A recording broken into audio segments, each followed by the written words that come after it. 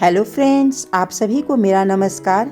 आज मैं बिहार की स्पेशल सत्तू पराठा की रेसिपी शेयर कर रही हूँ, जहाँ पे ना तो मैंने कोई घी यूज किया है, ना ही मैंने ये बटर लगाया है और ना ही किसी तरह का इसमें तेल है। बिहार का एक स्पेशल तेल होता है, उसी के साथ मैंने ये सत्तू पराठा बनाया है, बिल्कुल बिहारी स्टाइल में। सत्तू बनाने के लिए हमें कुछ मसाले की ज़रूरत होती है, तो उसके लिए मैंने यहाँ पे एक छोटे साइज़ का टमाटर, एक छोटे साइज़ का प्याज, 5 से 6 लहसुन, 1 इंच अदरक का टुकड़ा, मिर्ची अपने बिल्कुल स्वाद के अनुसार जितना आप तीखा रखना चाहते हैं, मैंने यहाँ पे 5 से 6 लिया है, और थोड़ा सा धनिया का पत्ता। ये सारी चीज़ें हमें चाहिए। तो मैंने यहाँ टमाटर को और प्याज को मोटे मोटे काट लिया है, क्योंकि हमें इन्हें दरदरी करनी है। तो हम एक चॉपर लेंगे।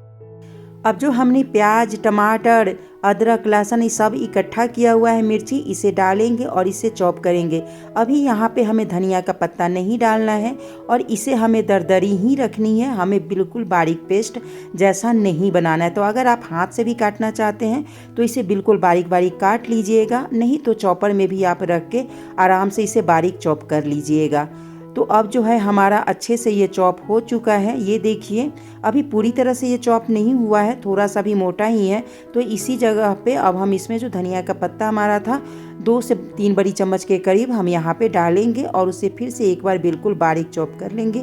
तो इस तरह से ये हमारा जो है एक मसाला बन के तैयार हो गया। ये मसाला बहुत ही ज़रूरी होती है।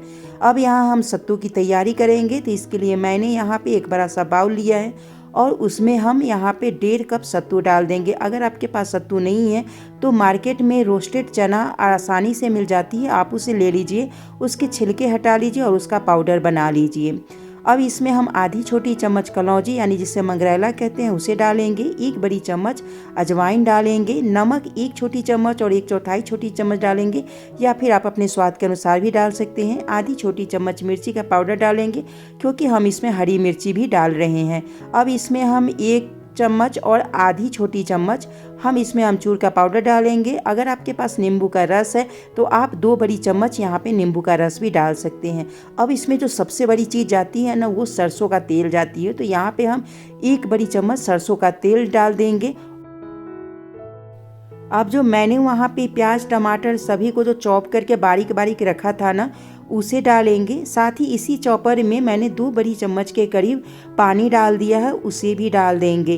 तो यहाँ पे अगर आप नींबू डाल रही हैं तो पानी डालने की ज़रूरत नहीं होती है।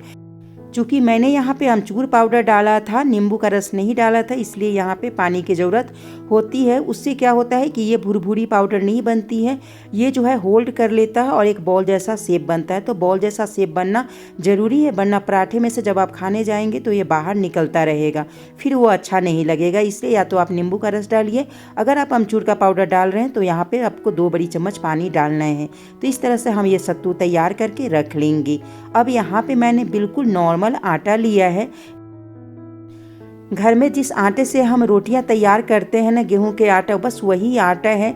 इसे जो बनाने का तरीका है वो थोड़ा सा मैं आपको बता देती हूँ। ये आटा बिल्कुल सॉफ्ट होना चाहिए। मैं आपको तोड़ के इसे खींच के भी दिखा रही हूँ, ये कितना लचीला है। तो इस तरह से आपका आटा होना चाहिए, यानी आपका आटा जो हो बहुत ही अच्छे से गूंदा हुआ हो, बिल्कुल सॉफ्ट हो। तो इस तरह से आपका आटा होना बहुत ज़रूरी है, इससे पराठा बिल्कुल सॉफ्ट बनता है। तो पराठे को सॉफ्ट बनाने का ये सबसे आसान तरीका है। हमारी आटा जो अच्छे तरह से गूंदा हुआ होना चाहिए। अब हम थोड़ा सा लोई लेंगे और जिस तरह से हम और भी पराठे बनाते हैं ना, उसी तरह का हम लोई लेंगे और इसमें आटा से डस्ट करके इसे एक कटोरी का शेप देंगे। और जो हमने इधर सत्तू तैयार करके रखा है उसे एक छोटा सा बॉल बना के लेंगे और इसे लोई में भर करके चारों तरफ से इसे हम बंद कर देंगे। तो इस तरह से जो है हमारा ये एक बन के तैयार हो जाएगा। इसी तरह से हम सभी तैयार करके रख लेंगे। मैं आपको एक और तैयार करके बता देती हूँ, और ये बिल्कुल भी नहीं फटेगा। ये जितना आटा आप सॉफ्ट रखेंगे, जितना मुलायम आपका आटा होगा और जितने अच्छे से आप गूंदे होंगे, उतना ही अच्छा आपका पराठा भी बनेगा और बिल्कुल फटता भी नहीं है। तो इस तरह से हमने दूसरा भी जो है वो बॉल तैयार कर लिया है। इसी तरह से हम सारे बॉल्स को तैयार करके पहले इकट्ठा कर लेंगे। अब जो है हम उस जो हमने तैयार किया है बॉल को उसे आटे से थोड़ा सा डस्ट कर लेंगे और हाथ से हल्का सा फैला कर हम बेलन से उसे बिल्कुल पराठे की तरह बेल लेंगे। जिस तरह से हम आलू के पराठे या फिर गोभी के पराठे वगैरह हम बेलते हैं ना, उसी तरह से बेलेंगे और उतनी ही मोटाई भी हमें इसे रखनी है। अब मैंने आपको पहले ही बताया कि इसमें घी और बटर मैं कुछ भी नहीं यूज कर रही हूँ। बिहार का एक स्पेशल तेल अपना होता है, तो बिहार में सरसों की तेल खूब खाई जाती है और सरसों के तेल के साथ ये सत्तू का पराठा बिहार में बनाया जाता है। बिहार के लोग बटर और घी लगा के पराठे या सत्तू वाली तो कभी बनाते ही नहीं हैं। अब जब नया फैशन आया है तो लोग बनाना शुरू किए हैं, लेकिन हमारे पुराने दादी नानी या हमारी मम्मी भी हम सरसों का तेल ही लगा के पराठे बनाती थी। इवन इसे अगर आप फ्राई भी कर रहे हैं डीप फ्राई, तो उसे भी सरसों तेल में ही किया जाता था। तो इस तरह से हम पराठा को तावा पे डालेंगे। तावा पे मैंने हल्का सा पहले सरसों का तेल लगा दिया था और गर्म होने के बाद हम पराठा डालेंगे। दोनों तरफ से अच्छे से सेक लेंगे पहले, उसके बाद हम इस पे ज़रा ज़रा सा सरसों का तेल डालेंगे और फिर इसे अलटते पलटते हुए सेकेंगे। ये देखिए हमारा सत्तू का पराठा जो है कितना अच्छे से फूला फूला हुआ है और बिल्कुल कहीं से भी ये फटा भी नहीं है। तो अगर आप इस ट्रिक से बनाएंगे आपके सत्तू के पराठा बहुत ही सॉफ्ट और बहुत ही टेस्टी बनता है। आप बटर और घी के जगह सरसों तेल लगा करके आप पराठे ज़रूर बनाइएगा और फिर मुझे ज़रूर कमेंट करके बताइएगा कि आप सभी को ये तेल वाली सत्तू की पराठे कैसे लगी। तो अगर आप सभी को ये पसंद आई होगी तो प्लीज़ मेरे चैनल को सब्सक्राइब करना, मुझे सपोर्ट करना और इसे अपने फ्रेंड्स और रिलेटिव्स के साथ ज़रूर शेयर करना। मैं इसे फोल्ड करके भी दिखा रही हूँ।